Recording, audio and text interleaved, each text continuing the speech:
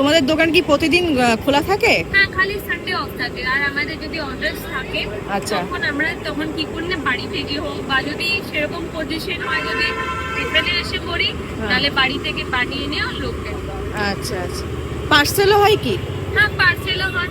আচ্ছা। আমরা মানে বার্থডে পার্টি বলো, অনুষ্ঠান বলো, ছোটখাটো অনুষ্ঠান বলো, সব নিজে থেকেই আমরা করি। আচ্ছা। মানে সব থেকে কমের মধ্যে আপনি যদি পাবেন 20 টাকা বাটার টোস্ট। আচ্ছা। এক টোস্ট, বাটার টোস্টের দুটো রকমের আছে, একটা হচ্ছে আমুলের আছে আর একটা হচ্ছে নর্মাল বাটারের আছে, ডিলাইটের। আর আমাদের কাছে আরেকটা কম্বো আছে, তুমি এখানে লেখা আছে, দেখবে কম্বো অফার ইজ অ্যাভেলেবল। আচ্ছা। আপনি 120 তে পেয়ে যাচ্ছেন একটা ভেজ গ্রিল চিজ স্যান্ডউইচ, ওটা ক্লাবের থাকবে, একটা তোমার ভেজ ম্যাগি আর একটা বয়েলড এগ থাকবে। আচ্ছা, জাস্ট অনলি 120 তে আপনি এতে পেয়ে যাবেন। দিদি কথা বলতে বলতেও কিন্তু হাতের কাজ চালিয়ে যাচ্ছে। হ্যাঁ, চালিয়ে যাচ্ছি, কিন্তু আমার হাতে কাজ চলতে থাকবে। একদম।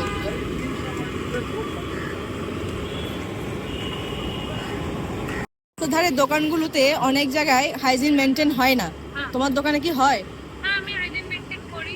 আচ্ছা দেখুন, অনেকজন আছে যে যেই জলে ধুচ্ছে ওই জলে এসে দিয়ে দিচ্ছে। আচ্ছা। আমাদের যতই ভিড় থাকুক না কেন, হ্যাঁ আমরা কাস্টমারকে একটু হোল্ড করে দিই। আমার বাবাকে তখন বলি তুমি হ্যান্ডেল করো, আমি গিয়ে বাসনটা মেজে এসে আবার যেটা আমাদের জল আছে, যেটা হাত ধোয়া আর খাওয়া দুটোই একসাথে করে রেখে দিই। আচ্ছা। আলাদা জল, এখানে জলের প্রাইসেস অনেক আছে, ঠিক আছে। তো আমরা খাওয়ার জলে ধুয়ে দিই, তারপরে যখন আবার লোককে দিই তখন ওই যে জলটা থাকে তখন কাপড় দিয়ে পুছে তাকে আবার দিতে হয়।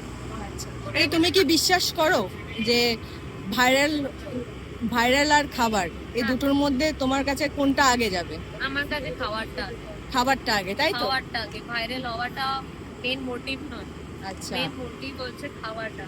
আপনি আচ্ছা। খাবার, আপনি আমি কাউকে, এটা আরেকটা আমার কাছে আছে, অনেক কিছু কাস্টমার আছে যে যে 25 টাকা একটু, ওখানে 30 টাকা একটু, তোমার কি আছে? আমি তখন বলি না, আমি বলি আপনি খান তারপরে বলবেন আমার। আমি আচ্ছা। তার আগে কোনো কথা জিজ্ঞেস করি না। কেউ খুশিতেও আমাকে 10 টাকা 5 টাকা এক্সট্রা দিয়ে যায়, আচ্ছা। বলে না যে কেন দিলাম, সে বলে দেয় তুমি রেখে দাও, ওরা তোমার প্রাপ্য। কিছু তো আমি মানে হয় যে কেন দেয় আমাকে।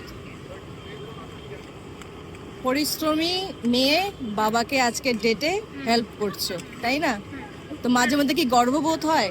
গর্ববোধ হয়। আমার বাড়ির লোকের, আমি কিছু টাইমে এমন হয়েছিলাম যে আমার বাবা মাকে সবাই চিঠি করতো, ঠিক আছে, যে আমি এমন একটা কাণ্ড হয়ে গেছিল যে আমার বাবা মার কাছে আমার বাবা মার হেড হয়ে গেছে। আজকে ডেটে আমি আমার ফ্যামিলির মধ্যে আমি টপে থাকি, আমি সর্বদা টপে থাকি।